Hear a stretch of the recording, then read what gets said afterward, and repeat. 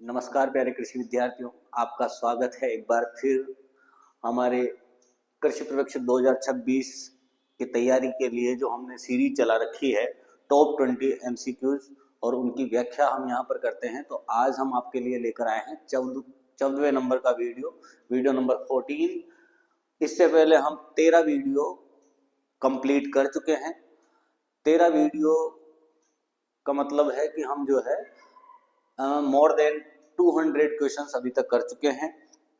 अब ये 14वां वीडियो हम लेकर आए हैं जो कि आपके लगभग मतलब आपके जो है 270 क्वेश्चंस कंप्लीट करने वाला है। हर क्वेश्चन आपको एक नई ऊर्जा और नए कॉन्सेप्ट देकर जाते हैं। तो इस वीडियो में लास्ट तक जुड़े रहें और कई सारे वीडियो जो हमने अभी तक डाल चुके हैं, हम 13 वीडियो, उनको भी आप जरूर देखें। अगर आप इस चैनल पे नए हैं तो इसको सब्सक्राइब करें। हम बढ़ते हैं हमारे फर्स्ट क्वेश्चन की ओर जो कि बहुत ही मज़ेदार है। आज के सेशन में हमें कई सारे न्यू क्वेश्चंस, अच्छे क्वेश्चंस भी देखने को मिलेंगे। फर्स्ट क्वेश्चन की ओर बढ़ेंगे। फर्स्ट क्वेश्चन हमारा, आप पढ़ लें इसको एक बार। फर्स्ट क्वेश्चन है, निम्न में से किन फसलों के समूह मृदा लवणीयता के प्रति निम्न में से किन फसलों के समूह मृदा लवणीयता के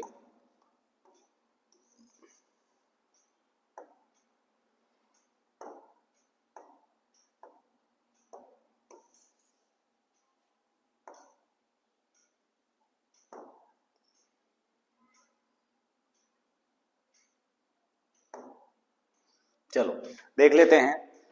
निम्न में से किन फसलों के समूह मृदा लवणीयता के प्रति सहनशील होते हैं? तो कौन से समूह में जो है मृदा लवणीयता के प्रति सबसे ज्यादा सहनशील है? दो तरह के शब्द होते हैं, एक होता है सहनशील और एक होता है संवेदनशील। क्या होता है? संवेदनशील। मतलब एक तो होता है ससेप्टिबल और एक होता है सेंसिटिव। मतलब इसे हम प्रतिरोधी भी कह सकते हैं। क्या कह सकते हैं? प्रतिरोधी भी कह सकते हैं। तो कौन कौन से ऐसे हैं, जैसे भी यहाँ पर ग्रुप दिए हुए हैं, खजूर, जौ, चुकंदर, पालक। एक ये दिया हुआ है खजूर, जौ, मसूर, लोबिया, अंगूर, जौ, मूंगफली, पालक, नींबू, जौ, चुकंदर, लोबिया। ये यहाँ पर दिए हुए हैं। मैं आपको बता देता हूं कि सहनशील कौन से होते हैं। तो सहनशील में अगर हम बात करें तो खजूर और फालसा। खजूर और फालसा किसके अंदर आएंगे? आपके सहनशील के अंदर आएंगे। और संवेदनशील में आपके क्या आ जाएगा? नींबू और बेर। ये फलों के केस में याद रखना है क्योंकि ऐसे क्वेश्चन फलों के केस में ज्यादा पूछे जा सकते हैं। ठीक है, फलों के केस में इस चीज को याद रखना है। और बाकी ज्यादातर फल जो होते हैं, जो जैसे अ से प्रारंभ होते हैं, तो ये क्या है? मध्यम, क्या है ये? मध्यम सहनशील है। कैसे हैं? मध्यम सहनशील होंगे। तो ये चीज आपको ध्यान रखनी है कि सहनशील कौन से हैं और संवेदनशील कौन से हैं। तो अपने आप ही जो है यहाँ पर आंसर आ जाएगा आपको। जैसे नींबू वर्गीय हो गया, नींबू मतलब संवेदनशील है, सहनशील नहीं है। तो नींबू, तो ये ऑप्शन भी हमारा हट गया यहाँ पर। मैंने बताया कि जो भी फल अ से स्टार्ट होता है, किससे स्टार्ट होता है? अ से, मतलब वो मध्यम सहनशील होते हैं। कैसे होते हैं? मध्यम सहनशील। तो मतलब अंगूर, ठीक है। मध्यम सहनशील को आप कह सकते हो कि सर है तो सही, मतलब सहनशील तो है, मध्यम है, पर सहनशील तो है, पर वहां पर क्या दिया हुआ है? किन फसलों के समूह मृदा लवणता के प्रति सहनशील होते हैं। हाँ, सहनशील तो है, ये क्या है? संवेदनशील है। उसके बाद में खजूर दिया हुआ है, यहाँ भी खजूर दिया हुआ है। तो तीन ऑप्शन को हम राइट मान के चलते हैं फिलहाल। तो दूसरा कॉन्सेप्ट और देख लेते हैं। फसलों में देख लेते हैं। फसलों में क्या होता है कि जो चुकंदर, और टर्निफ, सलजम, है ना, सलजम इसमें आ जाएगी, सलजम। ये क्या है? सहनशील है। और इधर आ जाएगी दालें। इधर क्या आ जाएगी? दालें। दालें क्या है, संवेदनशील है। क्या है, संवेदनशील। तो देखो अब आप दूसरे ऑप्शन से यहां निकाल सकते हैं, जो दिया हुआ है, चुकंदर भी दिया हुआ है और पालक दिया हुआ है। तो सब्जियों की बात करें तो यहाँ पर पालक भी जो है क्या है आपका सहनशील है, संवेदनशील नहीं है। संवेदनशील में अगर बात करें तो सेम की दाल सबसे ज्यादा संवेदनशील है सब्जियों के केस में। अब यहाँ पर देखो मसूर, तो मतलब दालें क्या है, संवेदनशील है, तो मसूर आ रही है, तो मतलब ये ऑप्शन भी नहीं होगा। भले ही यहाँ खजूर है पर यहाँ क्या दिया हुआ है, मसूर दिया हुआ है। उसके बाद में लोबिया भी है, ये भी दाल है, मतलब लेग्यूम कुल की है। कौन से कुल की है, लेग्यूम है। तो लेग्यूम कम जो है कम सहनशील होती है, मतलब संवेदनशील होती है। उसके बाद में यहाँ मूंगफली दिया हुआ है और यहाँ लोबिया दिया हुआ है, तो ये तीन ऑप्शन तो यहाँ पर रहेंगे नहीं। तो आपका राइट आंसर जो आ जाएगा वो क्या आ जाएगा, ए राइट आंसर है। ये सारे के सारे जो है वो सहनशील है ना, अत्यधिक सहनशील। एक तरह से कह सकते हैं कि प्रतिरोधकता है इनमें। हाँ, अंकुरण के टाइम पे प्रतिरोधकता कम होती है, अंकुरण के टाइम पे सहनशीलता बहुत कम होती है। वो सभी सीड में हमें ऐसे देखने को मिलता है। चलो नेक्स्ट क्वेश्चन की ओर बढ़ते हैं। ये क्वेश्चन आपको अच्छा लगा होगा और इस क्वेश्चन के मैंने आपको कॉन्सेप्ट भी बता दिए कि किस प्रकार से सोल्व करना चाहिए किसी भी क्वेश्चन को। ठीक है, नेक्स्ट क्वेश्चन है,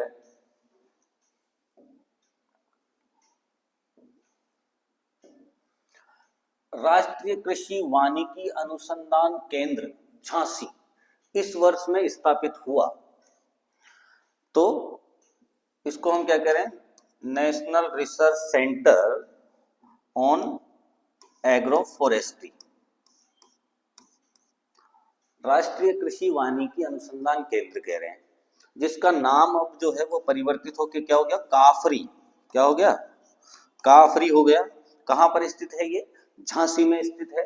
इसकी स्थापना जो हुई वो कब हुई है, 1988 में इसकी स्थापना हुई है। तो इसके लिए राइट आंसर क्या आ जाएगा, 1988। तो जैसे CAFRI, central agro forestry research institute, central agro forestry research institute CAFRI जो है वो कहां पर है, झांसी में है। ठीक है, पहले इसका नाम क्या था, राष्ट्रीय कृषि वानिकी अनुसंधान केंद्र। क्या था, कृषि वानिकी। आपको ये शब्द याद रखना है, कृषि वानिकी। और कृषि वानिकी के लिए कहां पर है, झांसी में। और कब स्थापना हुई इसकी, 1988 में, 1988 में इसकी स्थापना हुई। नेक्स्ट बात करेंगे अगले क्वेश्चन की। अगला क्वेश्चन है, निम्नलिखित में से कौन सी हरित गृह गैस, ग्रीन हाउस गैसेस, कौन सी जो है हरित गृह गैस नहीं है। नहीं को हमेशा अंडरलाइन करते हुए ही चलना है, जब भी आप क्वेश्चन को सोल्व करें नहीं को अंडरलाइन जरूर करें, क्योंकि नहीं जो है वो होते हुए भी नहीं दिखने वाला है, मतलब मिस्टर इंडिया टाइप का वर्ड होता है ये एग्जाम पेपर में। ऐसे नहीं, ऐसे तो हमें बराबर दिखता है ना, पर जब एग्जाम में हम बैठते हैं तो वहां जो है इसका बटन दब जाता है और ये मिस्टर इंडिया टाइप हो जाता है। देख लेते हैं, हरित गृह गैस, ग्रीन हाउस गैसेस। तो ग्रीन हाउस गैसेस क्या करती है, वातावरण के ताप में वृद्धि कर देती है। क्या कर देती है, वातावरण के ताप में वृद्धि कर देती है।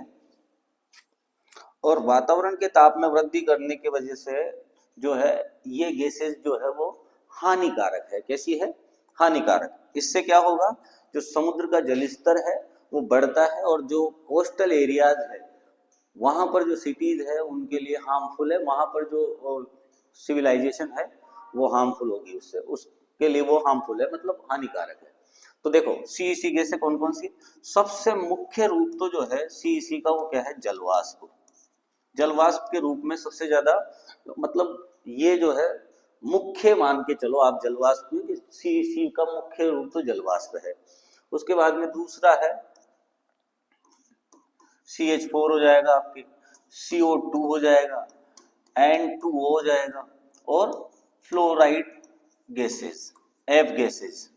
कौन सी गैसेस, F गैसेस। ये गैसेस जो है वो ग्रीन हाउस गैसेस होती है।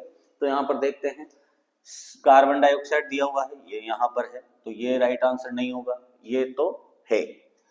क्लोरोफ्लोरो, फ्लोरो मतलब फ्लोरीन गैसेस जो है, क्लोरोफ्लोरोकार्बन्स, मतलब ये भी नहीं होगा आंसर। मीथेन, मीथेन ये दिया हुआ है यहाँ पर, ये भी नहीं होगा। तो बचा क्या है यहाँ पर, जो है नाइट्रस ऑक्साइड है ना, ये ग्रीन हाउस गैस है, बट अगर केवल नाइट्रोजन गैस की बात करें तो ये नहीं है। तो राइट आंसर हमारे यहाँ क्या जाएगा कि निम्नलिखित में से नाइट्रोजन जो है वो GHG नहीं है, ग्रीन हाउस गैस नहीं है। नेक्स्ट क्वेश्चन की ओर बढ़ते हैं।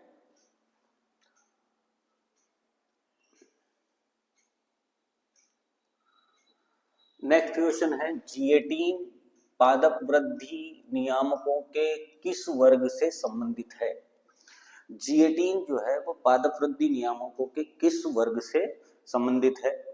पहले पादप वृद्धि नियामकों की बात कर लेते हैं। PGR, प्लांट ग्रोथ रेगुलेटर, दो टाइप के होते हैं, एक तो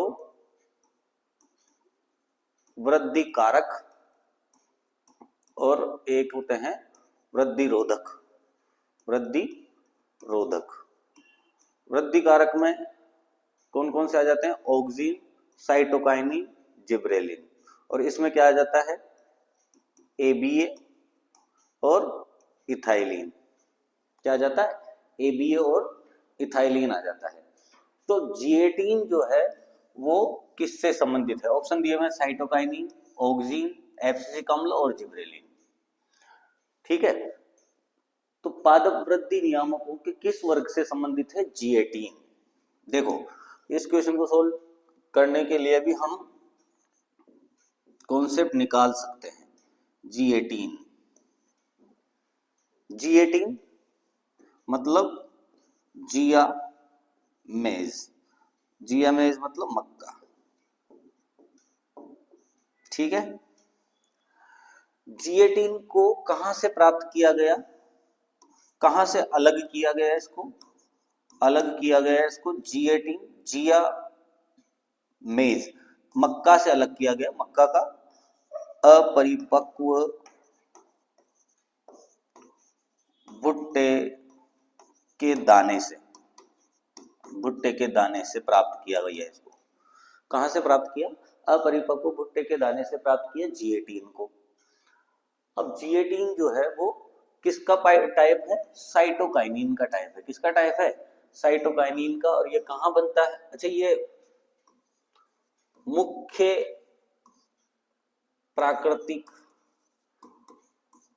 प्राकृतिक साइटोकाइनिन है। क्या है ये?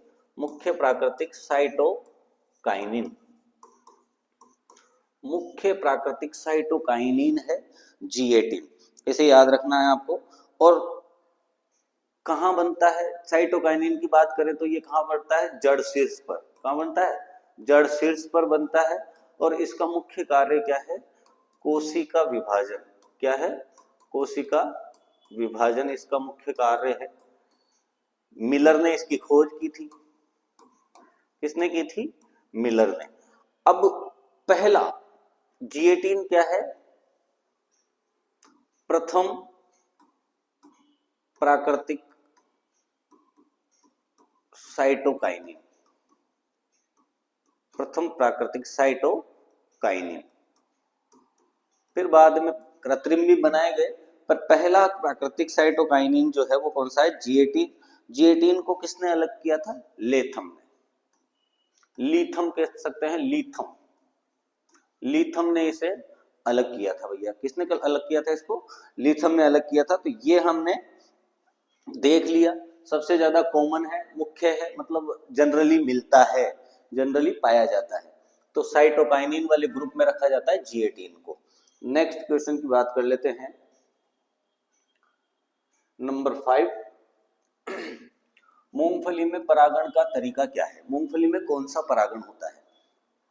कीटों द्वारा पर परागण, स्वपरागण, पवन द्वारा और एपोमिक्सिंग। तो कौन सा परागण इसमें पाया जाता है मूंगफली में? मूंगफली के केस में अगर बात करें हम, तो मूंगफली में जो पाया जाएगा वो कौन सा परागण होता है? स्वपरागण। कौन सा परागण पाया जाता है? स्वपरागण पाया जाता है।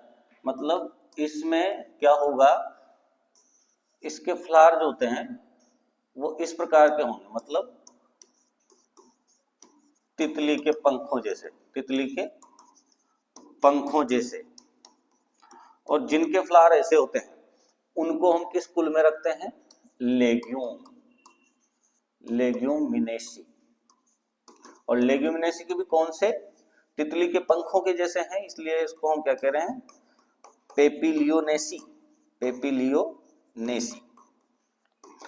तो ये जो है, ये जो फूल खुलते तो हैं, ओपन तो होते हैं, परंतु इनके कारण जो है, इसकी जो पेटल्स हैं, पंखुड़ियां जो है, पंखुड़ियों के कारण इसमें कीट प्रवेश नहीं कर पाते और पंखुड़ियों के कारण जो है वो ढके रहते हैं। क्या ढके रहते हैं, उसके जो नर्व मादा पार्ट जो है फूल के वो ढके रहते हैं। इस कारण से इसमें कौन सा परागण होता है, स्वपरागण होता है। कौन सा परागण होता है, स्वपरागण। और परागण होने के बाद में जो है इसमें जियोट्रोपिज्म प्रोसेस होती है, जिससे कि पेग निकलते हैं, सुइयां बनती है ना। सुइयों को बनने के लिए, बीज को बनने के लिए जो है उसको प्रकाश की आवश्यकता नहीं होनी चाहिए, प्रकाश उपस्थित नहीं होना चाहिए, इसलिए वो जमीन में बनता है पेड़। अब स्वपरागण की बात करें तो स्वपरागण में और भी डिटेल में अपन जा सकते हैं, परंतु आप याद रखें कि मूंगफली में कौन सा परागण होता है, स्वपरागण होता है। इसमें कीटों द्वारा परपरागण नहीं होता। मतलब यूं कह सकते हैं कि जैसे जिसमें 5% तक, 5% तक परपरागण होता है, परपरागण होता है, उन फसलों को हम क्या कहते हैं, स्वपरागित फसलें, स्वपरागित फसलें कहते हैं। इसमें और भी डिटेल में हम जा सकते हैं, जैसे ऑटोगेमी है, होमोगेमी है, क्लिस्टोगेमी है, ऐसे कई सारी डिटेल में हम क्लिस्टोगेमी और भी कई सारे इसमें जो है जेनिटोगेमी वगैरह ऐसी चीजों में जा सकते हैं, परंतु अपने को ज्यादा नहीं जाना है। इतने ज्यादा डिटेल अपने सुपरवाइजर में तो नहीं आने वाली है। AA के केस में जरूर ऐसा देखने को मिलता है, बाकी सुपरवाइजर में तो नहीं आएगी। तो स्वपरागित फसल है, मूंगफली में परागण पूछा जाता है जनरली, इसलिए इस क्वेश्चन को हम लेकर आए। नेक्स्ट क्वेश्चन की बात कर लेते हैं। अच्छा, स्वपरागण के केस में एक और चीज बता देता हूं मैं आपको। स्वपरागण के बारे में अगर हम बात करते हैं तो चलो पिछले क्वेश्चन पे चलते हैं वापस से। स्वपरागण एक सिंपल परिभाषा मैंने आपको नहीं बताई।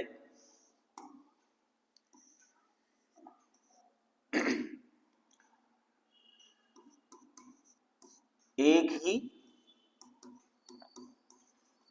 पौधे पर, एक ही पौधे पर अगर मान लो उसके नर भाग मादा भाग पर प्रवेश करते हैं या वर्तिका तक पहुंच जाते हैं तो उसे हम क्या कहते हैं, स्वपरागण कहते हैं।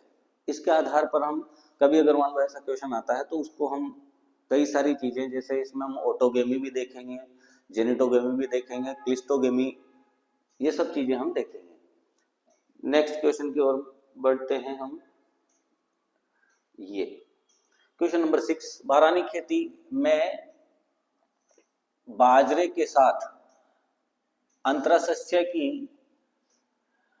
राजस्थान में सिफारिश की जाती है। तो बाजरे के साथ किसके अंतराशस्यन की सिफारिश राजस्थान में की जाती है, मतलब बाजरे के साथ हम क्या उगा सकते हैं। तो मोस्ट सूटेबल जो है बाजरे के साथ क्या होगा इनमें से, रही बात ज्वार की, तो ज्वार इसके समकक्ष है, तो ग्रेमिनी फैमिली की तो नहीं होगी। दूसरी मक्का, ये भी हाइट में उसके बराबर ही है और उसकी समकक्ष है, तो ये भी नहीं होगी। उसके बाद में चना, ये किसका है, रबी का। और बाजरा कौन सी ऋतु की फसल है, खरीफ की फसल है। कौन सी ऋतु की फसल है, खरीफ की। तो बेस्ट सुटेबल जो रहता है वो क्या रहता है, मतलब अनाज वाली फसल के साथ में क्या दाल वाली फसल अगर हम लेते हैं तो वो सूटेबल होता है, जिससे कि उपज में भी वृद्धि होती है ना। ठीक है, तो बाजरे के साथ यहाँ पर क्या आ जाएगा, मूंग। और मूंग ही जो है राजस्थान की परिस्थिति में सबसे ज्यादा सूटेबल है। अगर मक्का के साथ की बात करें तो मक्का के साथ जो है उड़द को सूटेबल रखा जाता है। ज्वार के साथ किसको सूटेबल रखा जाता है, उड़द। ज्वार और मक्का के साथ उड़द सूटेबल है, ठीक है। तो मूंग यहाँ पर हमारा राइट आंसर हो जाएगा। तो मूंग में अंतरासेचन का अनुपात कितना रखा जाता है? तो 4:1 रखा जाता है। क्या रखा जाता है? 4:1 या 8:4, 8:4 रखा जाएगा। ये अनुपात जो है जनरली देखने को मिलते हैं राजस्थान की परिस्थितियों में, बेस्ट सुटेबल है सभी परिस्थितियों में। अगर हम बात करें अदलहनी दलहनी के केस में बात करें तो, और दूसरा यहाँ पर इसने क्या दिया है, बारानी खेती के संदर्भ में अगर बात करें तो, बारानी की जगह अगर मान लो असिंचित भी आ जाता है, क्या आ जाता है, असिंचित भी आ जाता है, तो भी राइट आंसर यही रहेगा बाजरे के केस में। ये चीज आपको विशेष रूप से ध्यान रखनी है। ये ऐसी चीजें हम पढ़ते नहीं है, हम स्टडी कैसी करते हैं आपको पता ही है। और डेली आप ये मान के चलें कि डेली जो है इस परीक्षा को जो आयोजित करवाने वाले संस्था है, उनके संस्थापक कह रहे हैं बार बार कि मैराथन क्लास देखने से कुछ नहीं होगा, या फिर जो है कि जिस तरह की पढ़ाई आप लोग कर रहे हो उस तरह की पढ़ाई से वो नाराज है। तो अगर मान लो कोई किसी काम से नाराज है तो मतलब आपको वो काम थोड़ा सा साइड में रख ही देना चाहिए। नए तरीके, इनोवेशन पढ़ाई में जरूरी है। नई तकनीकों के साथ अगर आप पढ़ाई करते हो तो आपके कॉन्सेप्ट भी क्लियर होते हैं और आपके सिलेक्शन होने के चांस जो है वो बहुत ज़्यादा बढ़ जाते हैं। तो सतर्क रहें। उनके भाषणों पर जो भी उनका वक्तव्य आ रहा है या जो भी उनकी साइड से न्यूज आ रही है, मतलब जो भी संस्था एग्जाम करवा रही है उसके संस्थापक के साइड से जो न्यूज आ रही है उस न्यूज को बिल्कुल भी जो है दरकिनार नहीं करें। अगर मान लो ऐसा किया जाएगा तो मतलब आप कहीं ना कहीं नज़रअंदाज कर रहे हो उनकी बातों को और पेपर को भी नज़रअंदाज कर रहे हो। तो जरूरी है उसकी मानसिकता क्या है, किस टाइप से वर्क करता है कोई भी संस्थापक, तो उसी के आधार पर हमें तैयारी करनी चाहिए।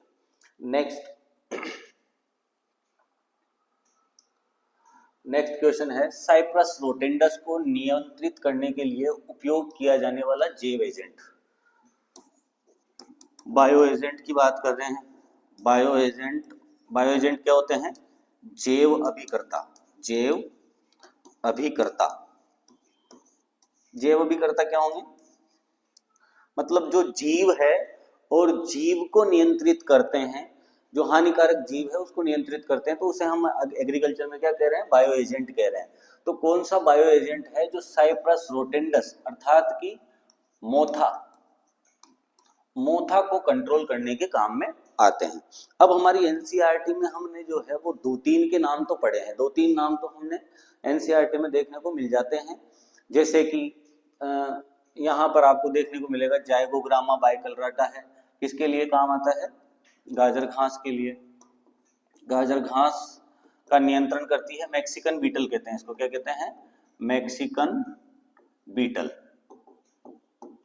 बीटल है, ये गाजर घास को खाती है। दूसरे डेक्टाइलोपियस ओपेंसी, ये भी देखने को मिल जाती है आपको, ये नागफनी को खाती है। किसको खाती है? नागफनी को खाने वाला कीड़ा है। किसको खाने वाला कीड़ा है? नागफनी को खाने वाला कीड़ा है डेक्टाइलोपियस स्पीसीज। हम ओपेंसी, डेक्टाइलोपियस ओपेंसी इसलिए कहते हैं क्योंकि ओपेंसी जो है नागफनी का नाम है, उसको प्रिकली पियर भी कहते हैं अपन, है ना। उसके बाद में हर्टिगा, क्या है? हर्टिगा है ये, हर्टिका साइनिका है।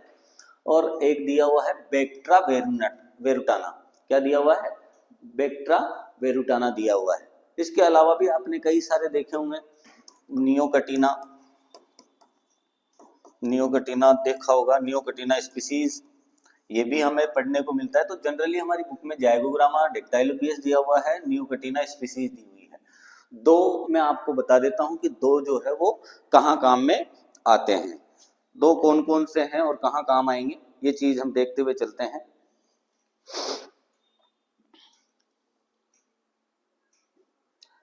चलो, हर्टिगा साइनिया जो है वो किसके काम आता है? लूणी या कुल्फा कह देते हैं उसको। क्या कह देते हैं? कुल्फा। गांव की भाषा में उसको नून क्या कहते हैं? क्या कहते हैं? नून क्या। तो जो नून क्या खरपतवार, ये दलदल में उगने वाली जो मोटी पत्ती वाली छोटी पत्तियां होंगी, मोटी पत्तियां होती है उसकी, है ना।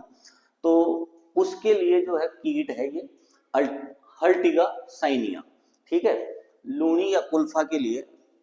अब उसके बाद में बचा क्या है, बेक्ट्रा वेरुटाना। बेक्ट्रा वेरुटाना जो है वो किसके लिए, मोथा के लिए। तो राइट आंसर यहाँ पर क्या आ जाएगा, बेक्ट्रा वेरुटाना आ जाएगा। हमें यहाँ पर 4-5 मिल गए तो हम आराम से जो है वो कंप्लीट कर सकते हैं। बायो एजेंट के केस में हमने यहाँ पर सारे के सारे बायो एजेंट डिस्कस कर लिए हैं। जैसे हर्टिगा साइनिया है वो लूनी या कुल्फा किसके लिए है, लूण क्या जिसको कहते हैं हम, जाइगोग्रामा बाइकलराटा जो है गाजर घास के लिए, ये नागफनी के लिए, और ये जो है जलकुंभी के लिए है। किसके लिए है, जलकुंभी। वाटर हाइसिंथ के लिए, नियोकटिना स्पीसीज जो है वो वाटर हाइसिंथ के लिए है। बेक्ट्रा वेरुटाना मोथा के लिए। ठीक, नेक्स्ट क्वेश्चन की ओर बढ़ते हैं। नेक्स्ट क्वेश्चन कथन वाला है। नीचे 2 कथन दिए गए हैं, उन्हें पढ़िए। नीचे क्या दिए गए हैं, 2 कथन दिए गए हैं, उनको पढ़ो। अब देखो पढ़ो, स्टेरिलिटी मोजेक वायरस अरहर, अरहर में रेड ग्राम की एक गंभीर बीमारी है। बिल्कुल सही बात है यहां तक। जो रुकावट युक्त वृद्धि, झाड़ीदार मतलब पौधे को झाड़ीदार बना देती है। पीले हरे पत्तों मतलब मोजेक संरचना भी बनती है। कौन सी संरचना बनती है, मोजेक, क्योंकि नाम क्या है, स्टेरिलिटी मोजेक है। स्टेरिलिटी का मतलब क्या होता है, बंधे, बंधे। स्टेरिलिटी मतलब क्या है, बंधे। प्रजनन संरचनाओं की अनुपस्थिति, मतलब फूल ही नहीं होंगे, मतलब फूल भी बनेंगे तो बंधे फूल बनेंगे, आधे अधूरे फूल बनेंगे। द्वारा पहचानी जाती है, जिसे फसल की उपज पर गंभीर प्रभाव, अगर फूल नहीं बनेंगे तो फलियां भी नहीं बनेगी, तो गंभीर प्रभाव पड़ेगा उपज पे। तो ये फर्स्ट कथन जो है वो राइट है। दूसरा है, अरहर अनिश्चित वृद्धि और असमकालिक परिपक्वता प्रदर्शित कर। अनिश्चित वृद्धि मतलब जो हमने सोचा नहीं उससे भी ज्यादा वृद्धि होगी, ये नहीं होगा इसमें, क्योंकि वायरस है, वायरस पौधे को बोना करता है, क्या करता है, पत्तियों में मोजेक लाता है। तो यहां से ये बात गलत हो जाती है। इसकी कटाई का आदर्श समय निर्धारित नहीं करना कठिन हो जाता है, मतलब हम कटाई का समय भी निर्धारित नहीं कर पाते, क्योंकि ये कहना चाह रहा है कि इसमें फूल जो है वो आगे पीछे बनते हैं, तो ऐसा नहीं होता है।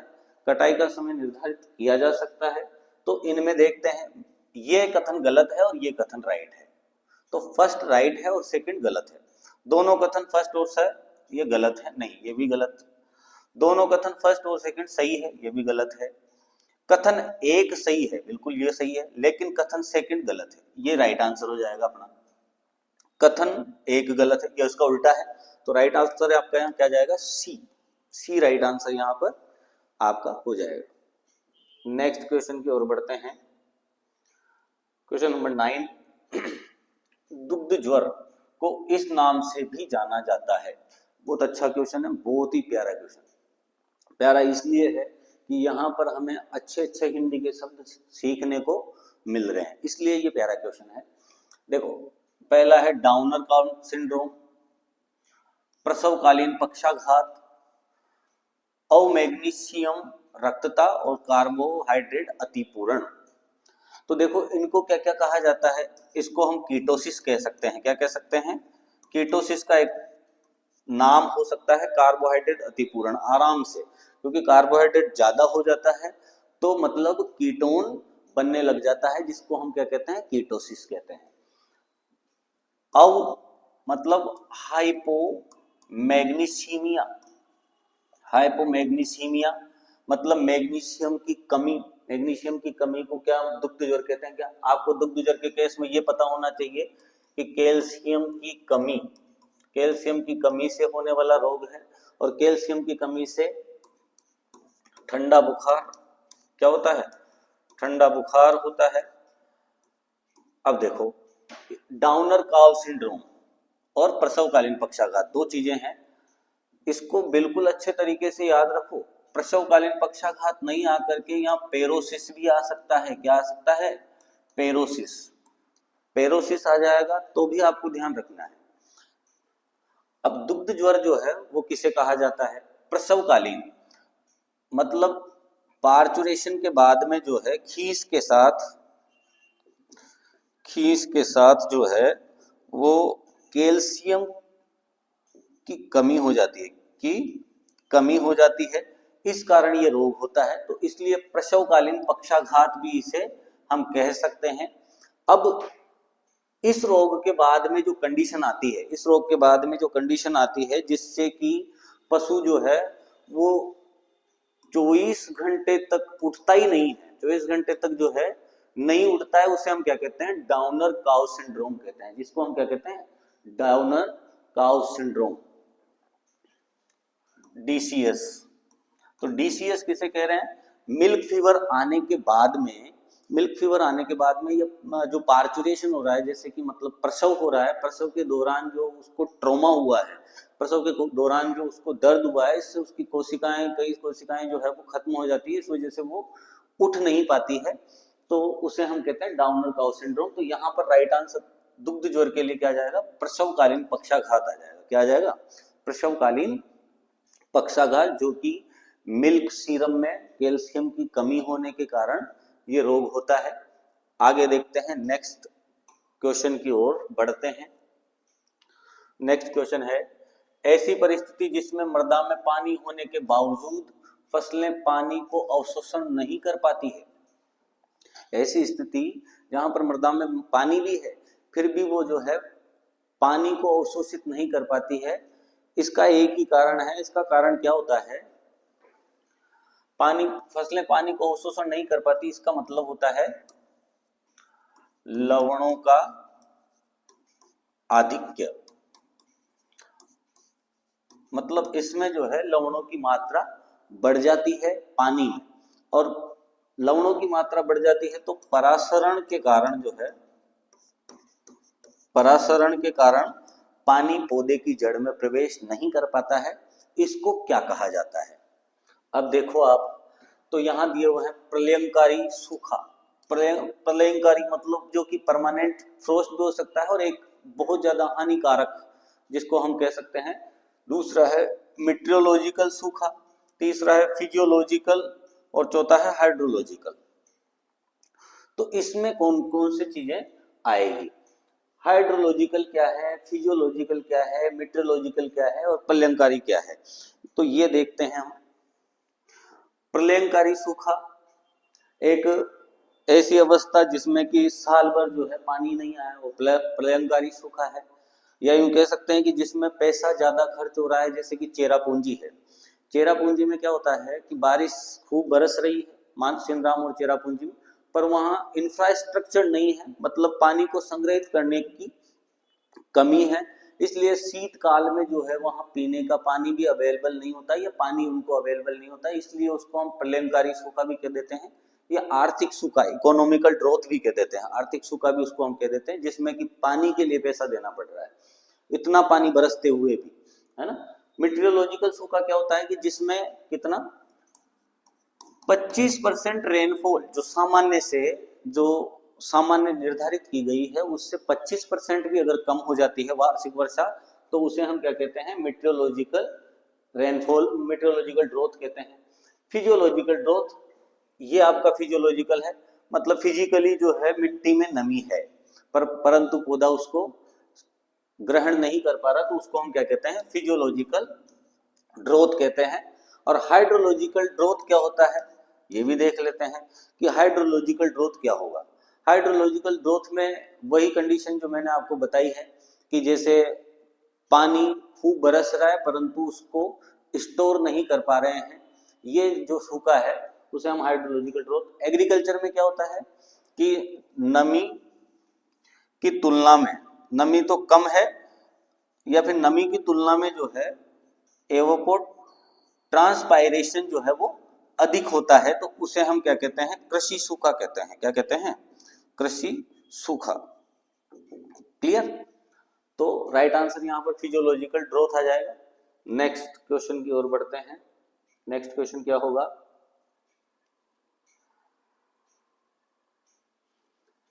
फसल प्रणाली,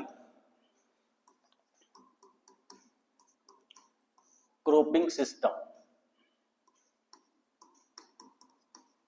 फसल प्रणाली का मुख्य उद्देश्य क्या है, फसल प्रणाली क्यों अपनाई जाती है, या फसल प्रणाली क्यों बनाई जाती है।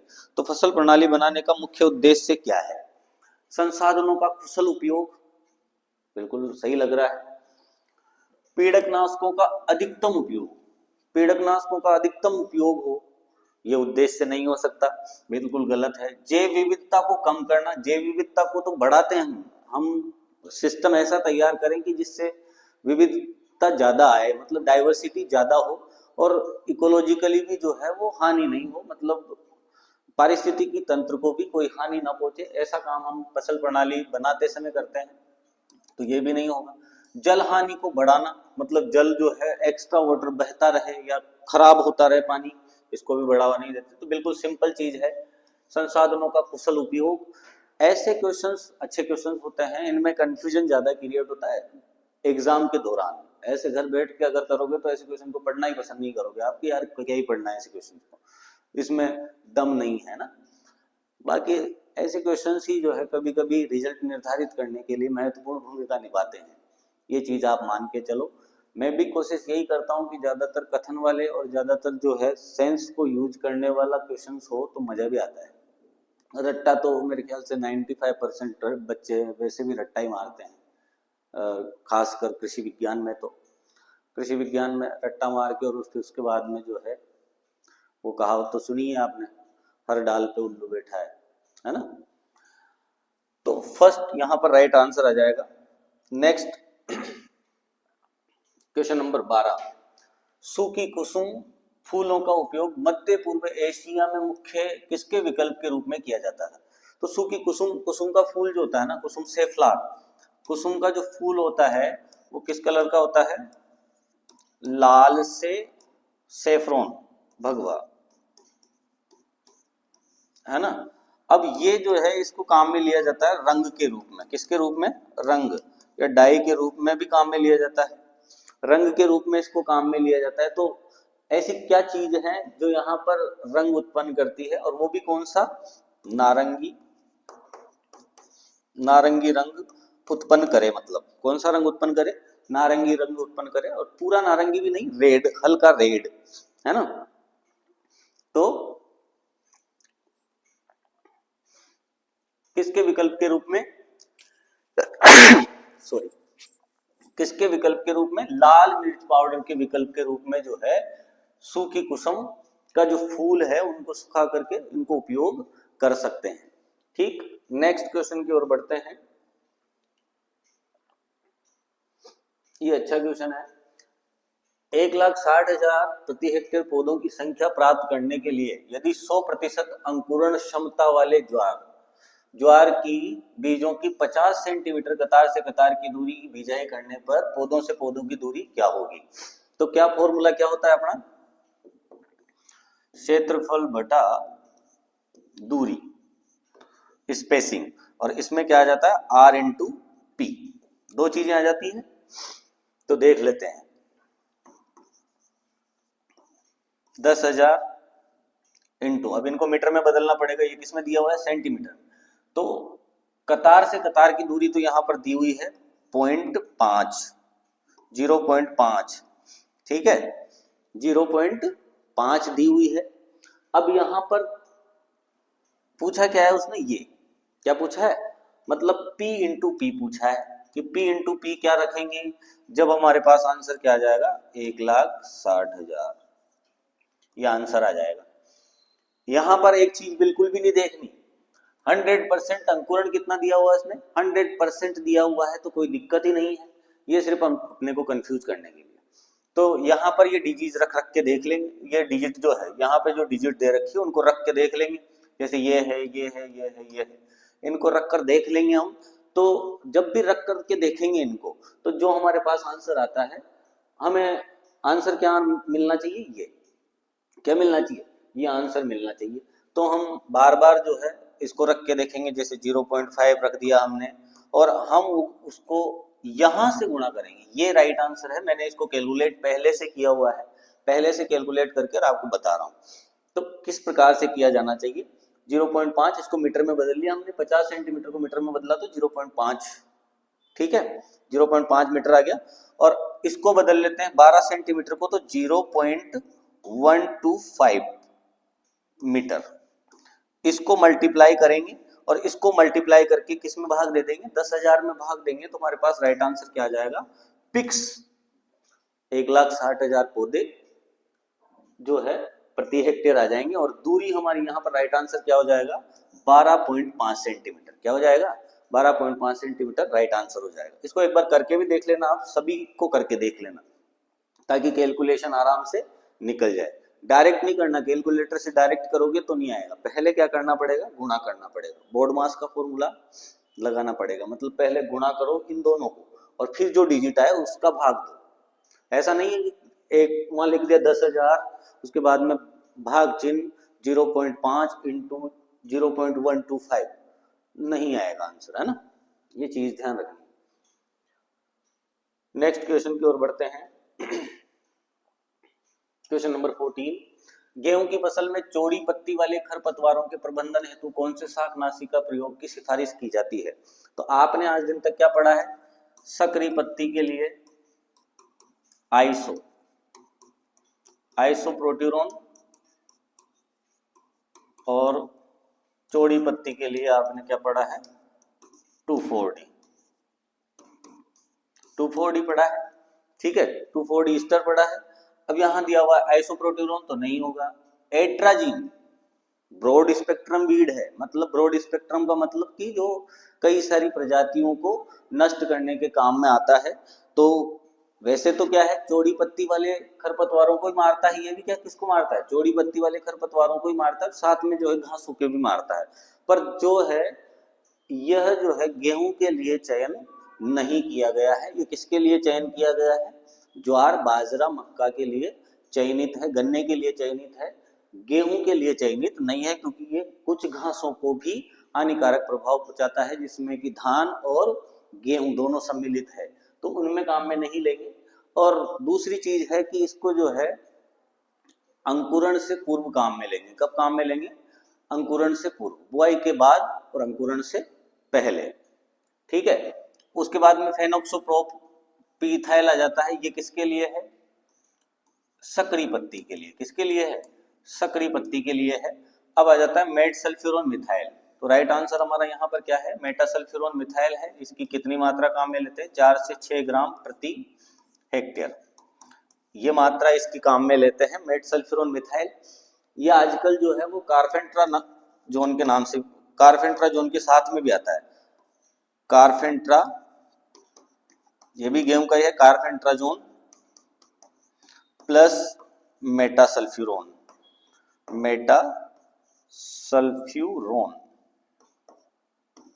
मेटासल्फ्यूरोन इस नाम से भी आता है। तो ये मेटासल्फ्यूरोन जो है वो चौड़ी पत्ती के खरपतवारों को भी मारता है और सकरी पत्ती के खरपतवारों को भी मारता है, मतलब ये जो है वो ब्रॉड स्पेक्ट्रम है। कैसा है, ब्रॉड स्पेक्ट्रम, ठीक। नेक्स्ट क्वेश्चन की ओर बढ़ते हैं। मृदा की किस स्थिति में अमोनिया के अधिकतम वाष्पीकरण होने की अधिक संभावना है, मतलब मृदा की कौन सी स्थिति में जो है क्या होगा, वाष्पीकरण ज्यादा होगा, वोलेटाइजेशन ज्यादा होगा, किसका, अमोनिया का वाष्पीकरण ज्यादा होगा। कौन सी स्थिति है जिसमें कि अमोनियम जो है, अमोनियम किस में बदल रहा है, NH3 में बदल रहा है। NH3 क्या है, हाँ मतलब नाइट्रोजन का वायुमंडल में जाना। एक होता है नाइट्रोजन का नीचे पानी के साथ घुलकर नीचे जाना, तो वो तो लीचिंग होती है, तो पानी होगा तो पानी के साथ घुल के नीचे जाएगा। तो मृदा की हिमभूत सतह, मतलब जैसे परमाफ्रोस्ट सोइल है, कौन सी सोइल है, परमाफ्रोस्ट, मतलब जहां मिट्टी में बर्फ जमी होती है उसको हम परमाफ्रोस्ट सोइल कहते हैं। तो परमाफ्रोस्ट सोइल में तो जो है अब वाष्पन होने का चांस ही नहीं बनता, क्योंकि बर्फ में जम गया पानी, तो वहां पर तो वाष्पन होगा नहीं अमोनिया के रूप में, है ना, तो ये तो नहीं आएगा। तो इसमें तो जो है अमोनिया के रूप में नाइट्रोजन का हानि नहीं होती। उसके बाद में धीमी गति से सूखने वाली क्षेत्रधारी तब, मतलब जैसे मान लो मिट्टी है, अब मिट्टी में से नमी जो है वो धीरे धीरे निकलती जा रही है, धीरे धीरे निकलेगी तो ज्यादा, यहाँ पर क्या अधिक संभावना पूछा है उसने, क्या पूछा है, अधिक संभावना। तो धीरे धीरे अगर मान लो अमोनिया जाएगी तो तेज गति से, तो यहां पर लॉस ज्यादा होगा। तो राइट आंसर यहां पर क्या है, धीमी गति से सूखने वाली क्षेत्रधारिता मृदा पर, धीमी गति से जो सूख रही है मृदा उसमें जो है ये समस्या ज्यादा आती, मतलब काली मिट्टी में। किसमें समस्या ज्यादा आएगी, ये अमोनिया के वाष्प में, काली मिट्टी। पानी से पूरी तरह संतृप्त, अगर पानी पूरी तरह भरा हुआ है तो मैंने कहा क्या हो जाएगा, निक्षालन, क्या हो जाएगा, निक्षालन होगा। ठीक, उसके बाद में मृदा की बहुत शुष्क सतह, मृदा की बहुत ज्यादा शुष्क सतह है, तो बहुत ज्यादा शुष्क सतह में भी मतलब अमोनिया जाएगा, वेपोराइज तो होगा पर कम होगा। एक साथ अगर होगी हानि तो वो एक साथ में बहुत कम हानि होगी। यहाँ धीमी धीमी मतलब धीरे धीरे जो है अमोनिया टूट रहा है, तो एक साथ ब्रेक नहीं होता जनरली। तो यहाँ पर राइट आंसर हमने बेस्ट सुटेबल आंसर क्या माना है, धीमी गति से सूखने वाली क्षेत्रधारिता। अगर मान लो ये नहीं होता तो यहाँ पर राइट आंसर ये हो जाता कि मृदा की शुष्क सतह। तो शुष्क सतह में क्या होता है, पानी के साथ, पानी के कारण जो है वो चिपका रहता है, सो अमोनियम जो है वो धारित रहता है, एडजॉर्ब रहता है। अगर मान लो पानी की कमी होती है तो अमोनियम जो है वो अमोनिया में बदलने लग जाता है। तो पानी की कमी धीरे धीरे होगी तो अधिक संभावना है किसकी, वाष्पीकरण की। एक साथ ही अगर मान लो मृदा की शुष्क, बहुत शुष्क सतह है, बहुत ज्यादा शुष्क सतह है, तो उसमें नहीं होगा, लॉस होगा तो पर कम होगा। ठीक है, तो यहाँ right answer B, best suitable answer. Next है, हिरणखुरी का वैज्ञानिक नाम क्या है। हिरणखुरी एक खरपतवार है, फील्ड बाइट वीड कहते हैं जिसको हम क्या कहते हैं, मृदा बंधक, मृदा बंधक खरपतवार। और भी चीजें बता देता हूं आपको, चौड़ी पत्ती का है भैया, चौड़ी पत्ती। और भी चीज अगर हम देखें तो बहुवर्षीय, कैसा है, बहुवर्षीय है। और मुख्य रूप से देखने को किसमें मिलता है, गेहूं में देखने को मिलता है। किसमें देखने को मिलता है, गेहूं में देखने को मिलता है, रबी में। देखो क्या क्या दिया हुआ है, चिकोरियम एंटाइबस, यहाँ चिकोरियम है भैया, क्या है, चिकोरियम। मतलब ये किसका वैज्ञानिक नाम है, कासनी। कौन से खरपतवार का है, कासनी का वैज्ञानिक नाम है। उसके बाद में सिरसियम आर्वेसेंस, ये गोखरू का है। अब आप सोच रहे होंगे कि सर गोखरू का तो ट्राइबुलस होता है। ट्राइबुलस, हम जो गोखरू देखते हैं उसका है ट्राइबुलस टेरेस्टिस, है ना, वो गोखरू है। और यहाँ जो गोखरू की बात कर रहे हैं मतलब गोखरू के जैसा ही होता है पर उससे बड़ा होता है ना, उसमें भी कांटे होते हैं, उसके फूल में भी क्या होते हैं, कांटे होते हैं। तो मतलब ऐसे कह सकते हो कि कनाडा का गोखरू है, कहाँ का, कनाडा। उसके बाद में सिलोसिया अर्जेंसिया, ये तो फेमस खरपतवार है, हाडोती का फेमस खरपतवार, जिसको हम क्या कहते हैं, मुर्गकेश। और अपनी भाषा में इसको हम क्या कह देते हैं, सुरली, क्या कह देते हैं, सुरली कह देते हैं। तो सिलोसिया अर्जेंसिया, कॉक्सकॉम्ब। और अब आ गया कर्नवोलवुलस आर्वेंसिस। कर्नवोलवुलस आर्वेंसिस किसका वैज्ञानिक नाम है, हिरणखुरी का। किसका वैज्ञानिक नाम है, हिरणखुरी। तो राइट आंसर क्या हो जाएगा आपका यहाँ पर, फोर्थ राइट आंसर हो जाएगा कर्नवोलवुलस आर्वेंसिस। ये नेक्स्ट क्वेश्चन की ओर बढ़ते हैं, क्वेश्चन नंबर 17। क्वेश्चन नंबर 17, निम्न में से कौन अंडपरजीव्याप के रूप में कार्य करता है। अंडपरजीव्याप क्या होता है, देखो आप, जैसे ये है परपोसी, परपोसी में क्या है, फसल, ठीक है। इसके ऊपर जो है वो क्या है, कीट। तो ये क्या हो गया, एक तरह से देखा जाए तो परजीवी, क्या हो जाएगा, परजीवी।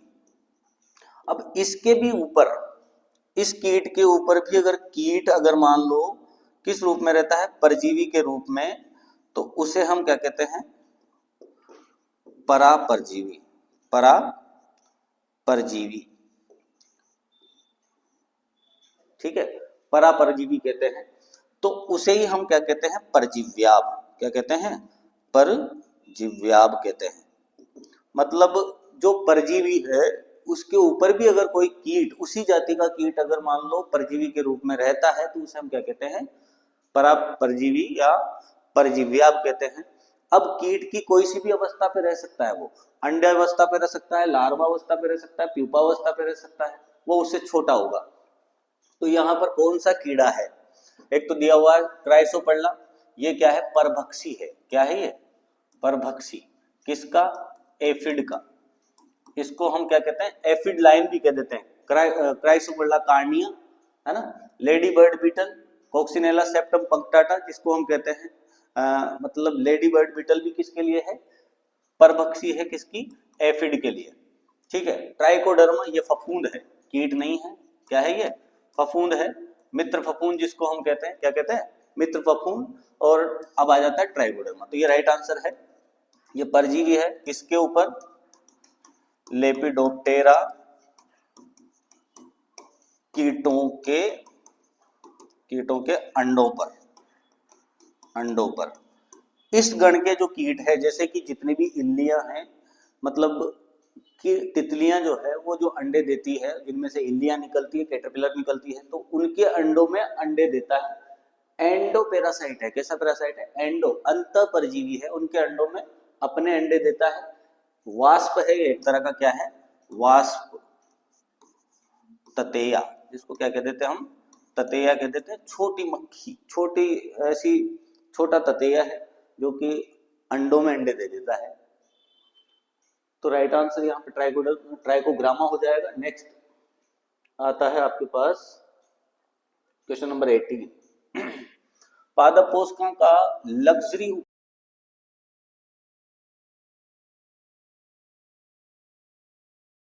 पोटेशियम। आरामदायक खपत वाला पोषक तत्व कौन सा है?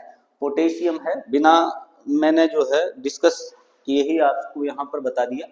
अब यहाँ पर जो है मैं आपसे कमेंट लेना चाहता हूं कि पोटेशियम को लग्जरी कंजप्शन एलिमेंट क्यों कहा जाता है? पोटेशियम को लग्जरी कंजप्शन एलिमेंट क्यों कहा जाता है? अगर आप जरूर इस वीडियो को देखते हैं वास्तव में, तो कमेंट जरूर बनता है। अगर आप वास्तव में तैयारी कर रहे हो तो, नहीं कर रहे तो कोई बात ही नहीं, फिर तो किताबें रटे जाओ, कोई दिक्कत ही नहीं है। तो इसका आंसर आपको देना है। यहाँ पर मैंने राइट आंसर बता दिया। लग्जरी कंजप्शन एलिमेंट जो है वो पोटेशियम है। नहीं तो फिर मैं नेक्स्ट वीडियो जो 15 वीडियो होगा या 16 वीडियो जो भी होगा, उसमें इसका आंसर आपको जरूर से जरूर बताऊंगा। बाकी आपको बताना है। देखते हैं आप किस तरीके से पढ़ाई करते हो। नेक्स्ट क्वेश्चन 19, क्वेश्चन नंबर 19 देखो। एक वृद्धि अवरोधक है जिसका प्रयोग पौधों में वाष्पोत्सर्जन हानि को कम करने के लिए किया जाता है। तो एट्राजीन दिया हुआ है, साइकोसेल दिया हुआ है, पीएमए और केओलिन दिया हुआ है।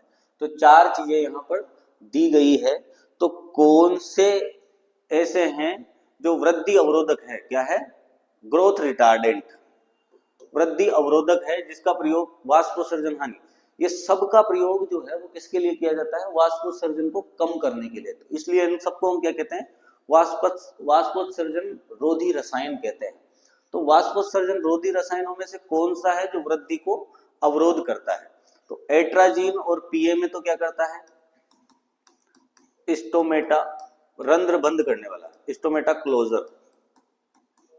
ये भी क्या है? स्टोमेटा क्लोजर है। तो ये दोनों तो बाहर हो गई है, तो एक ही श्रेणी के हैं, पीएमए और एट्राजीन, मतलब फिनाइल मर्क्यूरिक एसीटेट और एट्राजीन। केओलिन की बात कर लेते हैं और साइकोसेल की बात कर लेते हैं। तो केओलिन जो है वो क्या है? फिल्म फॉर्मिंग भी है, और दूसरा जो है फिल्म फॉर्म तो करेगा ही करेगा, साथ में जो है पत्तियों की सतह पे परत भी बना रहा है। अब उसके बाद में आ जाता है साइकोसेल। क्या आ जाता है? साइकोसेल, जो कि क्या है? वृद्धि अवरोधक। कैसा रसायन है? वृद्धि अवरोधक, जिसको हम ट्रिपल सी के नाम से भी जानते हैं। किस नाम से? Triple C. साइकोसेल भी कहते हैं इसको। क्या कहते हैं? साइकोसेल। तो राइट आंसर यहाँ पर साइकोसेल आ जाएगा। नेक्स्ट क्वेश्चन की ओर बढ़ते हैं। लॉर्ड नॉटबोर्न की उस पुस्तक का नाम क्या है जिसमें उन्होंने ऑर्गेनिक फार्मिंग शब्द, तो ऑर्गेनिक फार्मिंग शब्द सबसे पहले कौन सी पुस्तक से आया है और कब दिया है उन्होंने, है ना? कब दिया है ये चीज हमें देखना ही है। तो one straw revolution, soil and health, living earth, look to the land. तो राइट आंसर हमारे यहाँ पर क्या है? लुक टू द लैंड है। मतलब एनसीईआरटी की अध्याय नंबर 2 पर, चैप्टर नंबर 2 में मतलब जो है पेज नंबर 2 पे ही दे रखा है, उसके पेज नंबर 2 पे उस चैप्टर का जो दूसरा पेज है उसी में दिया हुआ है जो वाल्टर नॉर्थबोर्न है, लॉर्ड वाल्टर नॉर्थबोर्न, उन्होंने जो है पुस्तक लिखी है लुक टू द लैंड। उसमें सबसे पहले कौन से शब्द का जिक्र हुआ? ऑर्गेनिक फार्मिंग शब्द का जिक्र हुआ। तो देखो आज के लिए ये हमने 20 क्वेश्चन सोल्व किए यहाँ पर। तो आज के ये 20 क्वेश्चंस थे। अगर आपको अच्छे लगे हों तो वीडियो को ज़्यादा से ज़्यादा आप सर्कुलेट करें, ठीक है। और हमसे हमेशा के लिए जुड़े रहें, क्योंकि हम लगभग 2000 क्वेश्चंस यहाँ पर आपके लिए लेकर आने वाले हैं, जो कि आपकी तैयारी को मजबूत करने में सहायक होंगे। धन्यवाद।